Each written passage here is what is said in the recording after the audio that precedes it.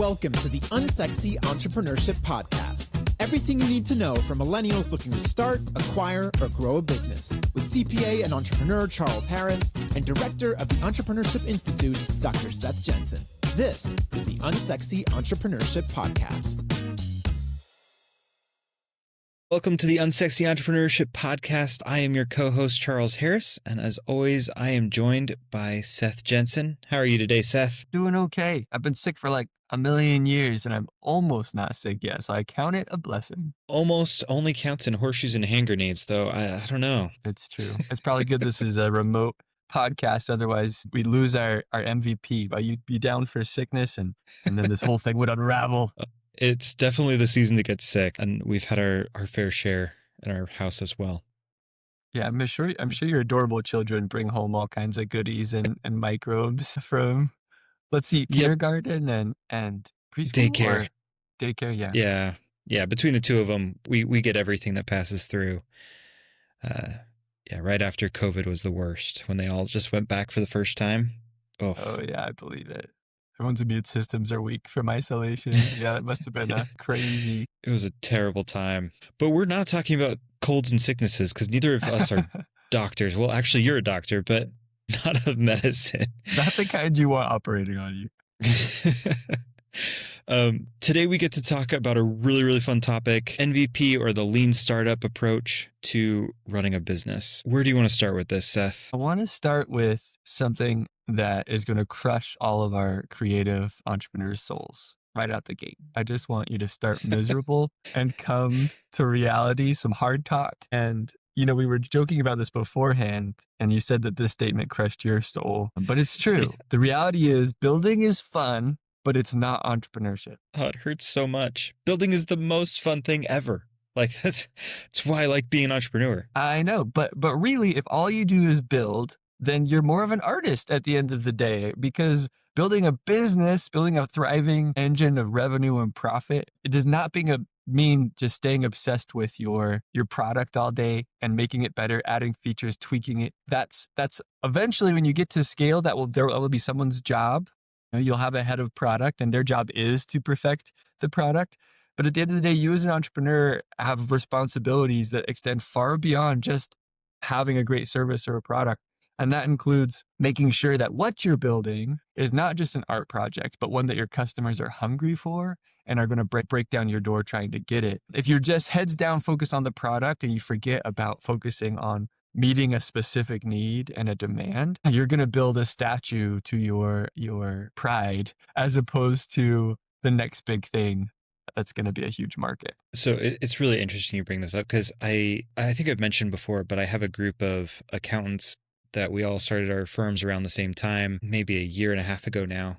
We all randomly connected on social media. I don't even know how it happened, really. It's totally weird and bizarre. But it is interesting. Sometimes some of us will iterate and get stuck on, if I don't have this perfectly automated process of the client comes in, it pings a notification to me, it sends them an email, and then this happens, and then because we don't want to be involved in the nitty gritty work. I think most entrepreneurs are the same way, but we want to create this automated, beautiful workflow. And honestly, my business still doesn't work that way. And I probably need to automate it more. But the ones that are hung up on that haven't gotten clients. And the ones that are just saying, it sort of works, I'm just going to push it. We're just going to start going and see what happens, are the ones that they have their own firms now. Yeah, exactly. And it's such a simple thing, but everyone's, again, because the fun part is, building cool things and perfecting the model and the recipe. What tends to happen is entrepreneurs will just operate in stealth mode, just building their dream product only to find out that they're their only customer. And they're the only one that actually wants what they built because they just satisfied all of their hopes and dreams and not the paying customer base that they're hoping to invite. And so the lean startup and kind of this concept of a minimum viable product was kind of created as a countervailing force against that tendency of entrepreneurs to build your perfect dream product, hire a bunch of people, have this slick logo and company, and then launch to the world and see if it works. That's what we don't want. And so the lean startup says, hey, instead of doing those shenanigans, let's start really lean. Let's build something small have it face reality as soon as possible so that we can collect feedback, change it, have it face reality, change it, face reality, and have this kind of iterative process so that you're building alongside your customer base, tailoring to your needs, reaching what we call product market fit as soon as possible, and de-risking this whole process 1,000 times over because you're learning those lessons, making small bets instead of building a dream company, dream product, and then just, rolling the dice to find out whether it worked or not. So again, I think it's a really powerful concept. And if people want to go to the source material, Eric Ries and Steve Blank are considered the fathers of this kind of lean startup movement. It's been around for over a decade now. I actually have been in the room with Steve Blank a few different times. He's still going around teaching this philosophy, and it's still kind of the dominant paradigm in this space. But it all kind of, if I could summarize it in just one provocative phrase, I'd say, don't just build your dream right out the gate. Build a janky, ugly product that gets the job done, and then just iteratively improve it from customer feedback. Like that is summarizing the whole thing in one provocative statement. So I'm going to talk about a software that I absolutely love it was janky. It's getting better, which naturally happens to these type of products. It is a very niche software. It's called Uncat, UNCAT, for uncategorized transactions. This is the bane of accountant's existence. When we get a new client, it's always there, or ask your accountant account. Those are the two accounts that we see all the time that you're just like, what does this mean? Like, we have no idea. So there's this software called Uncat, and it is fantastic. And this is what I think of when you say janky product. Not that it's janky. It works very, very well for what it does. And see, hold up, that's the key, right? It can be janky in 100 ways, but if it's really good at the one thing you need, then it's a great minimum viable product, right? And you're ready to pay for it, right? Even though they didn't hire 20 developers to make it slick and whatever, it does the thing you need. That's the key. It's such a simple software. Like, this is the thing, right? All it does is it takes transactions from QuickBooks that are uncategorized or in that account, and then it sends an email to your client and allows them in a space to reply to that email saying what, where, when, and why, right? So I say, I have no idea what this Amazon purchase is. I don't have access to your Amazon account. I'm going to put this in Uncat. It automatically sends you an email 1 to 3 times a week saying, what is this? Why was it purchased? Just so that I make sure to categorize it correctly. And then once that's done, it notifies me, and then I can categorize it and finish everything on my end. So really, really simple software. And it's got a great logo of a cat riding a bull or something with a little lasso. It's great. But this is what I think about, right? Like, not a sponsor. I would love Uncat to sponsor us. But it's just one of those like simple programs that's really easy. I pay $9 a month per client that I use it with. I don't use it for all my clients, but a lot of them I do. I probably pay them, I don't know, at least $90 a month. And it is worth it. Right. And it's just kind of interesting how it worked. That's a great example because, again, what we're saying here is a janky product that gets the job done, right? Like, that's your goal in those initial stages. We're talking about the 0 to 1 here. And when you're sitting there at 0, the next thing you need to build is your minimum viable product, which is going to be janky. It's not going to be perfect. And if you wait till it's perfect, you waited way too long. You wasted too many resources, right? You're trying to build the thing that's going to make your customers delighted, like Charles is delighted with, this very simple Uncat software. You're trying to make the simplest thing that's going to delight your customers and nothing else. And then you deploy that. Once you've built it, you deploy it so that you can actually get it in the hands of customers, and they can tell you, yes, this is what I need, take my money. Or actually, this is 80% there, but really for me to want to pay for, more for this, it's going to need this feature. And then you learn from that, and you adjust it, and you repeat the process. So they talk about this triangle: build, measure, learn. For software people, it's like agile building. It's been around for decades. This is kind of that same agile framework applied to entrepreneurship, but you build that minimum viable product, that thing that is the least cool, but gets the job done. You get it to customers with a process to get feedback and make sure you learn what those lessons they're trying to teach you. You learn them, you apply it to your new V2, V3, and you build that and kind of repeat the process. And this is all iterating kind of up towards the mountaintop of product market fit. And finally, one day you're going to deploy it and they're like, yes, take all of our money. We love this so much. And you're going to get that kind of flywheel effect of that we think about as product market fit. And so really simple. Again, this is not a complicated thing. It's kind of common sense, but it goes against our instinct as builders because we just want to build the perfect company and the perfect product right out the gate. We want to go maximalist instead of we're going to be minimalist. Scared that someone's not going to want to pay for it, or they're mad because it looks funky or whatever it might be. And something that I've seen recently that's really cool too, I'd be curious on your thoughts. And I think I've mentioned it before, but like a Lovable or a Replit where you can just have AI build the software for you. Obviously, it's not great. It's going to be janky, but I think that's a great starting point, especially for those of us that aren't necessarily technologically inclined. Yeah. And that V1, that very first minimum viable product that you put out, it can be even jankier than AI code, right? Like when people are looking to build a software product, for example, I encourage them, like, is there a way you can do this analog, like through like Google Forms or like a workflow where it's like you're the software in the back end just making it happen for your potential client, but they're just interfacing with like Google Forms and like what PDFs you send them.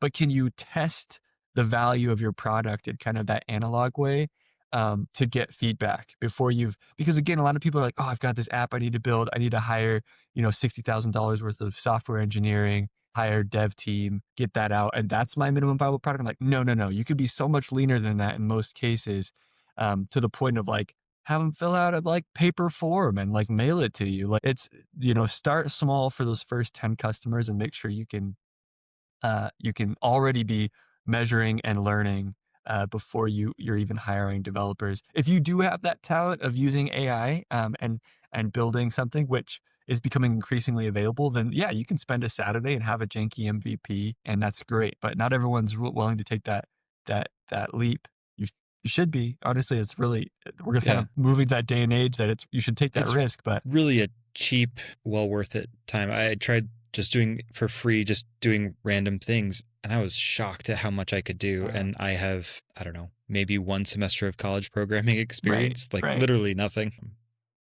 And the beauty is, do whatever medium is going to get you the information you need, right? And so if a Google form is going to get you the answers you need from your customers, and again, I say Google form, I'm not saying survey your customers, I'm saying build, if you're a financial planning app, build a Google form that collects their questions and then, send them a PDF answer as if it was the workflow of the software, right? If that gets you the answers you need, then do that. Do the cheapest, simplest thing possible. And the less bells and whistles, the better, because you don't want your customer distracted by refinement.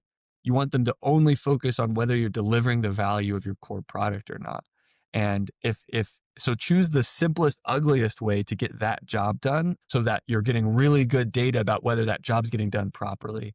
So if that's building an app, if that's software, whatever, if it's doing it just in person, like whatever, do it so that you're going to get the right answers and the right data. And that's kind of that measure and learn phase of the lean startup methodology. So, I mean, we're talking about the lean startup, and I think it lends itself really, really well to software programming, that type of business. How do you get it to work for something that's easy or like more, how would a plumber do this, right? Yeah. Because awesome. a plumber gets a call from a customer and they go out and they fix the part. And I mean, either it works or it doesn't. I don't know how to tell if this is going to be what the customers are excited about. Yep. Great question. So again, if you're like, I'm going to be the biggest plumber in DFW, and then you might be, the non-lean startup way to do it would be, all right, I'm going to need a truck. I'm going to need to register my business. I'm going to need to hire some technicians. I'm going to go buy, $5,000 worth of tools. I'm going to go get trained in all these different things. That would be how to not do the lean startup, is going and dumping tens of thousands of dollars into equipment, trucks, personnel, logos, all of that branding, and buying a bunch of ads and just like seeing what happens. Alternatively, you can go hire, make a relationship with someone that's already certified and is a contractor as a plumber and say, hey, we're going to start small. Is it okay if I give you some work every now and again until we kind of figure things out? And then you can, get a billboard, decide what marketing you want to do. And again, it's tricky. Plumbing tends to be hey, we want as many customers from as many different things as possible. If you're niche, then, focus on your niche. Maybe it's plumbing for water softeners or whatever. Maybe you're niching down or general. You're going to have different strategies. But, again, hiring a part-time contractor and just starting small is a much better way to test the water and make sure this is the business you want to be in and who your customers you want to work with and not work with, what they want from the experience, right? Is it about having someone dressed a certain way that comes into their home that makes them feel comfortable versus is it flexibility in the schedule? Like, you're going to find out what people are looking for from a plumbing service by just having that hiring person and experimenting with that part-time person rather than going and buying, again, all his equipment and trucks. Yeah. And maybe your margins are less because now you're having to pay this guy more and he's using his own equipment and things. And so you're not making very much in those early days, but you're learning the lessons and starting small. And if all of a sudden, you kind of are figuring out what customers need and you need to hire 2 contractors and then 3, and then at 3, maybe you're like, all right, I'm just going to hire a full-time person now because one person can do what these 3, you just grow and iterate. But again, the key is the whole time you're doing this, not only to de-risk what you're doing, but to also build up your expertise about this, right? Learn those lessons on the cheap as opposed to in the most expensive way possible. Yeah. Let me share a story from my own business because I think it's very applicable. So when I started, I had an idea of what people wanted. And I figured it was mostly just in communication with their accountant because that's usually the complaint that I had heard is that they couldn't get in touch with their accountant. So they just didn't know what was going on. And so as time went on, I realized kind of what was impactful and what wasn't in that communication. And we talked about this previously, the videos versus non-videos. I still think that's pretty important for most of my clients, not all of them, but most of them. But what I also realized is they really like knowing their tax bill ahead of time. This is a common thing, and I can't tell them their tax bill ahead of time. No one really can. Right. There are some we can guess, and I usually can get about 5 to 10% off, but that's, that can be pretty different if you're going to owe $10,000, right? That's going to be a pretty significant difference. What I found though, is that people really appreciate nice looking reports. They appreciate the communication and making it look and feel like I put effort into it. Right. And so even if honestly, there's not a huge difference between the two. So anyway, I've been doing tax prep or tax planning for a while, and this is a very convoluted story. But what I found is from my financial reporting side, they really appreciated these reports that I was giving them. That was what they always would mention and comment on, not even necessarily the videos. And so as I've been doing tax planning, I realized I needed to up my reporting game for tax planning and not just say, I think it's going to be about this, because if I just tell them what I think it's going to be, they don't like it. They want to see something tangible. They want a report. Yeah. They want something that they can refer back to because they're not going to remember anything. And so that was an investment I did recently. It wasn't anything crazy, but I purchased a tax planning software to up that game so that I can send them a report. And then suddenly I get a lot of compliments on, oh, this is fantastic. Why don't all accountants do this? Your communication's great, right? So my initial thinking of communication is important. I think that's true. I've been experimenting on how that communication happens over time. I find one avenue that works really well that I think people latch on to. And so then I try it in another aspect of the business as well. And I've had just great success with it. It's the same concept, I think. Yep. Build, measure, learn. That's a great example. And again, if you'd gone full ham on, your initial assumptions and just trusted your gut and built out a firm with that and branded according to that, version instead of this, you wouldn't have, you would have invested a lot of time and effort in things that weren't as true as the insights that you've discovered by staying small and moving towards their interest. But there is a caveat here because there's a flaw baked into the lean startup that most people don't want to talk about, but kind of the bleeding edge of like the academic literature and everything is starting to kind of come to grips with this. What the lean startup does really well when executed exactly as kind of proposed is it builds exactly what the customers want. And that's a good thing 85% of the time. But every once in a while the customer's not right and they don't know what they actually want, right? And so the one kind of cautionary tale I'll put, like, you should definitely be implementing the lean startup and the kind of like lean and iterative process and be learning the whole time. But what you don't want to do is become a slave to your customer and assume that every little request they make is the gospel truth. There's the classic Henry Ford quote, right? If I'd ask what my customers wanted, they'd say a faster horse. You do need to let your expertise and your uniqueness and creativity and vision for your company be baked into what you're doing. And your example is actually good about this because you had kind of from your own expertise this idea about communication being paramount in the accountant customer relationship. And so you brought that lens and that perspective to what you're doing. And your customers weren't necessarily asking out of the get-go for that, but it was a combination of customer feedback plus your expertise that got you to that sweet spot and had that kind of perfect feature to your flow. And so that's a good example of not being a slave to the customer and only doing exactly what they want, but letting your unique perspective and expertise actually, pleasantly surprise them, go above and beyond what the customers expect from their products. Because we need visionary companies. Visionary companies are the one that actually unlock value. And it's not being visionary if you're just trying to do what the customers are already expecting, essentially, right? Because they learned that from your competitors. It's not going to give you a leg up. So that's my just kind of my asterisk next to the build, measure, learn model. There should almost be a fourth step of innovate and be creative and apply your own expertise in that building and measuring and learning process, not just taking everything so black and white from customer feedback. Yeah, it makes a lot of sense. Do you have a good example of a company that started the lean method approach and got bogged down by customers?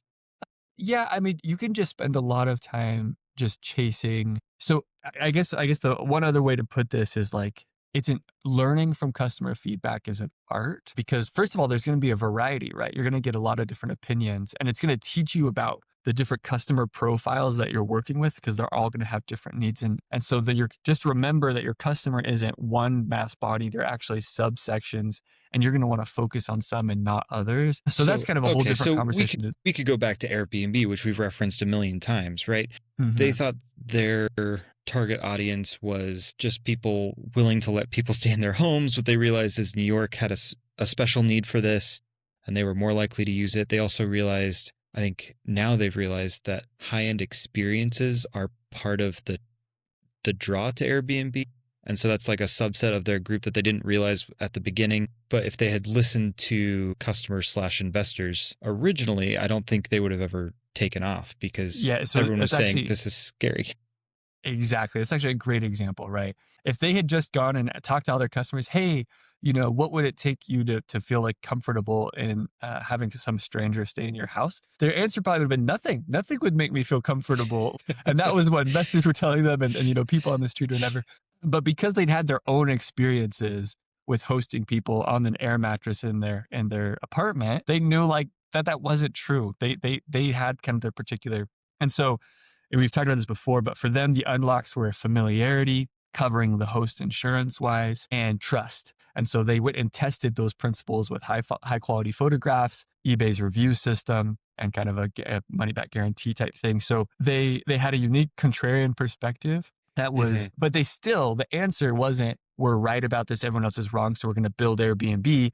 The answer was, I think we can unlock something different in the customer. We get a different customer response if we do X, Y, and Z. And so then they started that just in New York, just two listings, I think were their first one. People don't know that Airbnb operated for years with barely any listings and barely any customers. They did not go from zero to millions of listings. It was like years with just a handful of listings in New York.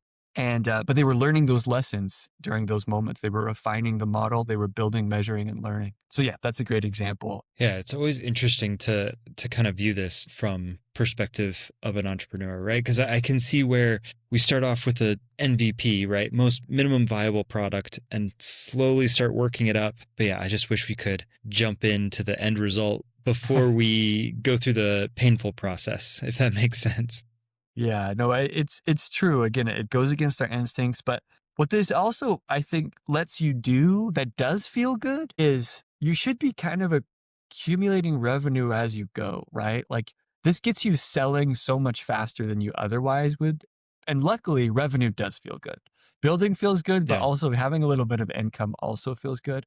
So keep that in mind of staying lean and deploying quicker than you would naturally also means you've got paying customers earlier in the process, and you get that thrill of watching your bank account start to accumulate, right? So it's at least counterbalanced by that kind of revenue forward approach, because it's not validated. You don't know whether people actually like what you're building until they've paid for it. There's no other metric that can account for that.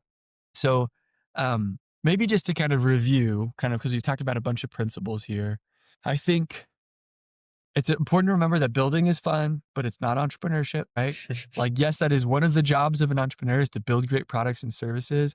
But if you're just in your attic building, you're not an entrepreneur. And what I always tell people is, until you got paying customers, you don't have a business. You're not an entrepreneur. So don't build your dream. Build a janky, ugly product that gets the job done for your customers and makes it easy for them to give you your money. Another way you could think about this is, when you're in the building phase, think about living off of ramen. When you've nailed that product and you've got product market fit, then feast in the growth stage. That's when you're ready, you're deploying your capital, because you've got your product, and then it's about growing and scaling. And that's when you want to be spendy, so that you get that growth, and a fully validated product becomes a big trend. We talked about the build, measure, learn flow that's built into the lean startup. And we talked about the minimum viable product being the goal. And that's what you're building and deploying version 1, version 2, version 3, trying to get to product market fit. And then lastly, just remember, the customer is not always right. Apply your expertise, steer your ship, learn from the customer, listen to the customer. But sometimes, you should also be visionary. You should also add things that the customer can't see yet, but you have to test them. You have to use the lean startup to make sure that your gut is right, and that your expertise is right, and you have to be willing to change when it's not. So don't be a slave to the customer feedback, apply your own expertise, but at the end of the day, let the facts stand and build the products that people want to buy, not the one that you want to continue to dream of. So it's a powerful framework. This stuff gets me excited because it's really revolutionary, and it's just a framework to do anything big, whether it's your business or changing your community, or even in creative pursuits. It's a really great, powerful way to build cool things. Awesome. Thanks so much for this, Seth. And thank you all for listening to the Unsexy Entrepreneurship podcast. We'll talk to y'all later. Thanks for listening to the Unsexy Entrepreneurship podcast. Seth and I want to continually improve and make sure that we're covering the topics that you as an entrepreneur really want help with, but we need your help with that, and here's how. So first, please like and subscribe to the show wherever you're getting your podcast. We want this to get into as many hands of entrepreneurs as possible. It could really help make their business a success. Secondly, leave us a review on your podcast app. We read each and every single one of those comments, and it really helps us in our planning to make this tailored for you as an entrepreneur. And lastly, send us your questions directly. Just click the link in the episode description and you'll be able to contact us directly, as well as get notified of upcoming shows and value-added content. So we look forward to hearing from you, and we'll be back next week. Thank you.